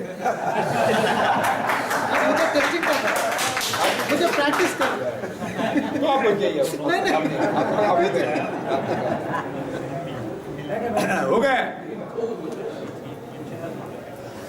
दूसरी बात, एक गाय एक दिन में औसतन 11 किलो गोबर देती है। एक देशी वाली आऊ एक दिन में, एक देशी गाय एक दिन में औसतन 11 केजी गोबर देती है। एक बैल एक दिन में औसतन 13 किलो गोबर देता है, 13 केजी पर डे। और एक यमदूत भैंस एक दिन में औसतन 15 किलो गोबर। अब हमने क्या करना है, 1 एकड़ के लिए महीने में एक बार कितना गोबर डालना है? 10 किलो, है ना। एक देशी गाय का एक दिन का गोबर 10 किलो 1 एकड़ के लिए। महीने के दिन कितने? 30, यानी एक देशी गाय का 30 एकड़, 30 दिन का गोबर कितने एकड़ के लिए? 30 एकड़। यानी एक देशी गाय आपके पास है तो कितनी एकड़ की खेती कर सकते हैं? जीरो बजट में 30 एकड़ की खेती कर सकते हैं। आपको भूमि बाजार से कुछ भी खरीद कर डालने की आवश्यकता नहीं। 10 kg is it minimum, sir? हाँ? Is it minimum in any of the varieties? या साथियों, that means no English book बंद है। 10 किलो गोबर पर्याप्त है। अब गौमूत्र एक गाय एक दिन में औसतन 2 लीटर मूत्र देती है। कितना देते हैं? 2 लीटर। एक बैल औसतन 3 लीटर मूत्र देता है। एक भैंस एक दिन में 5 लीटर मूत्र देता है। लेकिन मूत्र पकड़ना बड़ी टेढ़ी बात है, कठिन समस्या है। क्योंकि जैसे ही प्रातःकाल 5 बजे गाय उठती है, पहला काम करते गौमूत्र देती है। तो आपको सुबह 5 बजे उठना पड़ता है। आप कुंभकर्ण के भांजे हो, सुबह कोई उठता नहीं है, तो बड़ी समस्या है। इसलिए क्या करना है कि हमारे गौशाला में ऊपर आप सूखी घास डालें, चलेगा, लेकिन नीचे क्या करना है? सीमेंट कंक्रीट का क्या करना है? प्लास्टर करना है ना। पीछे ढलान निकालना है, स्लोप कहाँ निकालना है? पीछे निकालना है। पीछे एक नाली निकालना है छोटी, और जहाँ एक पूरा ढलान एकत्रित होती है एक कॉर्नर में, वहाँ एक सीमेंट का टैंक लेना है, ताकि 7 दिन भी सोकर नहीं उठे तो कोई आफत की बात नहीं, पूरा गौमूत्र अपने आप संकलित, तो गौमूत्र की समस्या नहीं है। हो गया। बाद में 1 किलो गुड़, बेल्लम। मैंने बेल्लम का भी विकल्प मैं आपको देना चाहता हूँ। वो है कि हमारे पास पपीता होता है, पपीता, पपैया होता है ना, नीचे से ऊपर तक फल ही फल लगते हैं। 1 किलो पपीता का गुदा ले सकते हैं, बेला डालने की आवश्यकता है, गुड़ डालने की आवश्यकता। केला होता है, केला शाम को केला ऐसा होता है खा नहीं सकते, होता है ना, बहुत मीठा होता है। 1 किलो केला और रायपन हो अति और ज्यादा पको होता है, उसका 1 किलो गुदा डालिए। गुड़ डालने की आवश्यकता, बेलन डालने की आवश्यकता नहीं, तो गन्ने का रस 4 लीटर डालिए, काम हो जाएगा। नहीं तो गन्ना है आपके पास, 10 किलो गन्ने तोड़िए, टुकड़े करिए, डाल दीजिए। आपको गुदा भी डालने की आवश्यकता नहीं, और आपको ये गुड़ भी डालने की आवश्यकता। पपीता पका होना चाहिए क्या? पका हुआ मीठा मीठा मीठा 1 किलो गुदा चाहिए। ज्यादा पका हुआ है वो अच्छा है। हमारे गांव में चीकू आते हैं, चीकू सपोटा फल आते हैं ना, क्या बोलते हैं आप? शाम को वो बेचने वाला फेंक देता है, क्योंकि बहुत ज्यादा पक होते हैं। वो 1 किलो लीजिए, काम चलेगा। ऐसा न करिए, आपके घर के पास एक पपीता का पेड़ लगा दीजिए, नीचे से ऊपर तक पपीते ही पपीते, है ना, काम मैंने भी हो जाएगा। किया सर। एक आपका केले का पेड़ लगा दीजिए, केला ही केला है ना। ये आप अमरूद लगा दिए, अमरूद ही अमरूद। एक चीकू लगा दीजिए, चीकू ही चीकू। खरीदना आपके घर में मिल जाए। दूसरी बात, गन्ने का गुड़ बनाना बहुत ही आसान तरीका है। जिसके पास सिंचाई की व्यवस्था है, अपने खेत में 5 गुंठे का छोटा सा एक प्लॉट गन्ने के लिए रखे, 8 फीट अंदर पर गन्ना बोए, उसमें अंतर फसल ले, जीवामृत दे, घने जीवामृत दे, जीवामृत का छिड़काव करे, बहुत ही बढ़िया गन्ना आ जाएगा। वो गन्ना काट दे, एक बड़ी कढ़ाई ले, हमारे घर में कढ़ी होती है ना, कढ़ाई क्या बोलते हैं, वो आग पर लगा दे, उसको उबाले, उबालते हुए उसको क्या करे, हाँ, बाद में थोड़ा दूध डालिए देसी गाय का, तो जो मलिए इम्प्यूरिटी है, वो अशुद्ध है, वो ऊपर आ जाएगा। नहीं तो भिंडी है, भिंडी का पेड़ होता है, देसी भिंडी है ना, उसका रस निकालिए, थोड़ा डाल दीजिए, वो ऊपर आ जाएगा, चमचे से निकाल दीजिए, उसको बिल्कुल थोड़ा आधा घड़ा होने के बाद वो उठाइए और रख दीजिए, और तुरंत एक गमले में भरिए, नहीं तो हमारा प्याला होता है पानी पीने का, उसमें घी लगाइए और भरिए, नहीं तो अपना बकेट होती है, बकेट में भरिए, वो ठंडा होने रख दीजिए, अपने आप गुड़ घर में बन जाएगा, आपको खरीदने की आवश्यकता हो गया। अगर ये गुड़ बनाने की आवश्यकता आपको दिक्कत होता है, तो गन्ना तोड़िए, 10 किलो गन्ने के टुकड़े करिए, डाल दीजिए, काम हो जाएगा। बेलन भी डालने की आवश्यकता नहीं, गुड़ डालने की आवश्यकता नहीं, और गुदा भी डालने की आवश्यकता है। बेसन तो घर में है, असंदा घर में है, पेस्लू है, उतलू है ना, चनगू है, हमारे पास चना है, मूंग है, उड़द की दाल है, अरहर की दाल है ना, सब कुछ हमारे पास, तो खरीदने की आवश्यकता नहीं। बाहर से क्या खरीदना पड़ता है, टोटल 0 बजट है, क्या है। और ये सब 200 लीटर में क्या लिया, 10 किलो गोबर ले लिया, 5 से 10 लीटर गोमूत्र डाल दिया, और 1 किलो गुड़ अथवा 1 किलो गुदा डाल दिया, और 1 किलो बेसन डाल दिया, और खेतों के मेड़ की मुट्ठी, 1 मुट्ठी मिट्टी डाल दी, और उसको क्या करना है, गोलना है, ठीक से छाया में रखना है, 48 घंटे रखना है। उसके ऊपर गोनी ढक देना है, गोनी यानी गणी बैग को क्या बोलते हैं, बोरा ढक कर रखना है, और दिन में सुबह शाम 2 बार 1 मिनट के लिए घोलना है।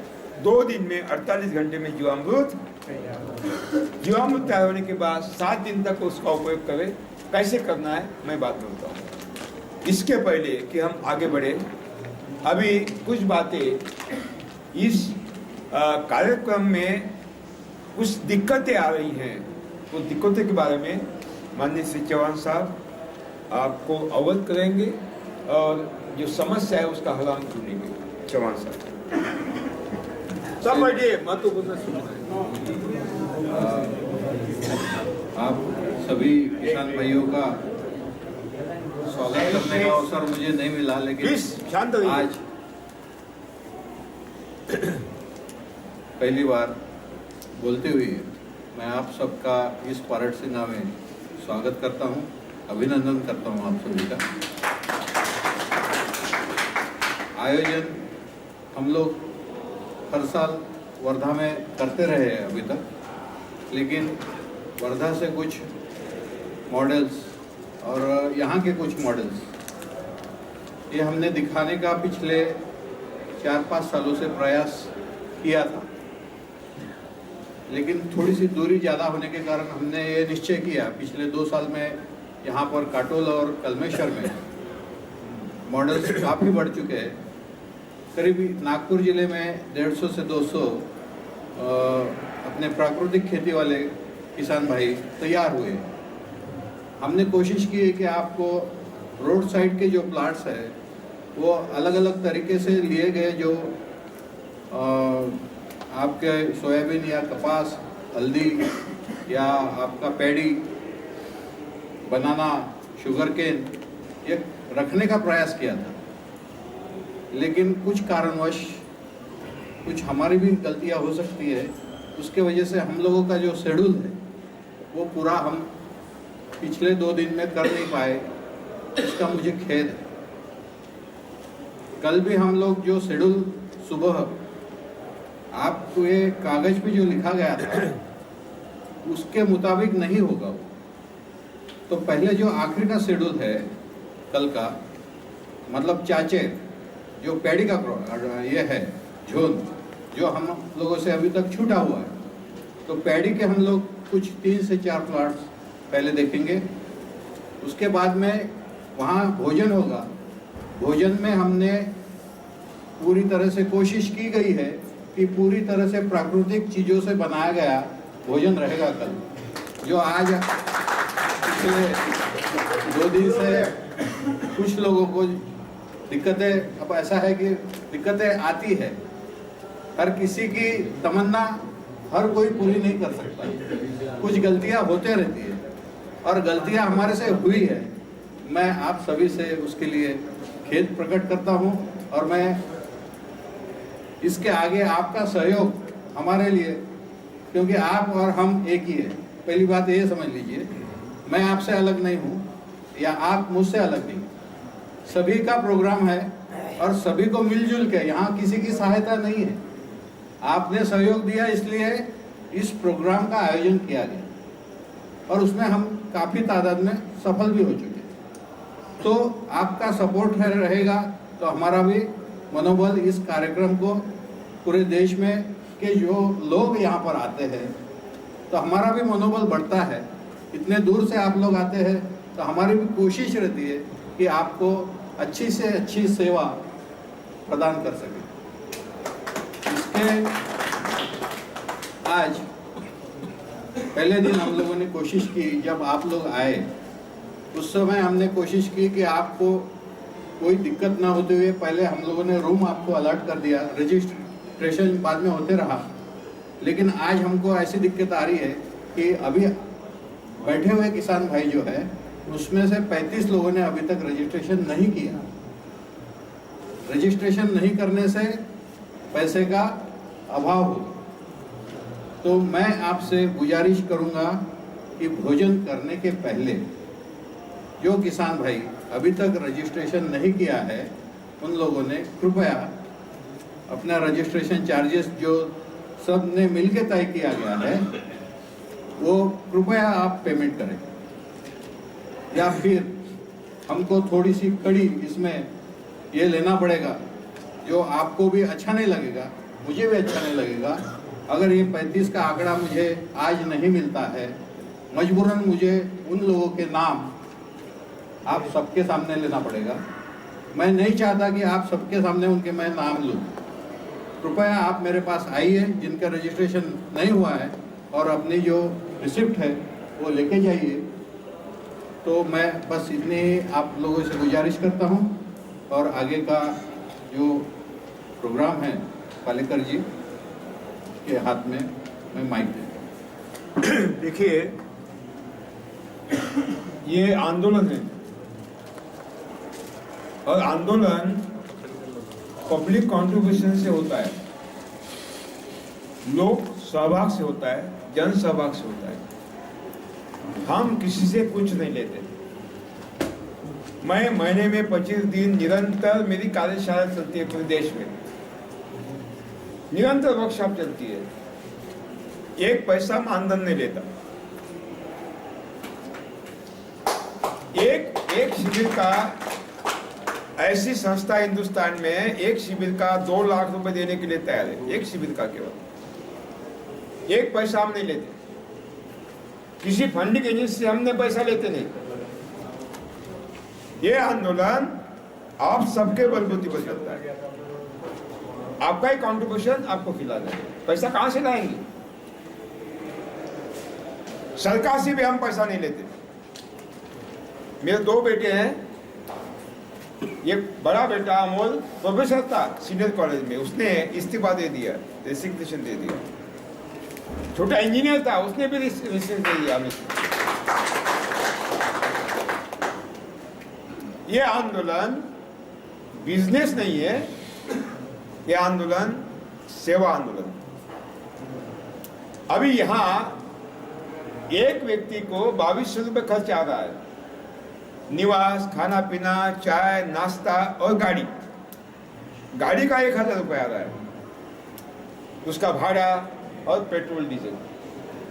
अगर 35 लोगों ने पैसे नहीं दिए तो ये आयोजक है वो संकट में आ जाएंगे। कहां से पैसा लाएंगे? इसका मतलब है ये गलत है। मैं आपको नम्र निवेदन करता हूं, जिन्होंने भी 35 लोगों ने रजिस्ट्रेशन नहीं किया है, कृपा करके आज वो रजिस्ट्रेशन कर ले। अगर ऐसा नहीं होता तो हमें दुर्भाग्यवश ये कहने को मजबूर हो रहा हूं कि 4 दिन का एक कार्य केवल 3 दिन में समेटना पड़ेगा, क्योंकि खर्चा कहां से लाए। तो पुनश्च मैं और एक बार निवेदन करता हूं कि जहां की 35 लोग हैं, आज वो रजिस्ट्रेशन करें ताकि ये कार्यक्रम आगे बढ़े। अब यहाँ ठहरते हैं, भोजनों का शो गए हैं। अब कल रात को और बैठक होगी, उसमें घना जीवामृत और दशपति कषाय और बाकी फसल कैसे लेनी है वो बताया जाएगा। धन्यवाद।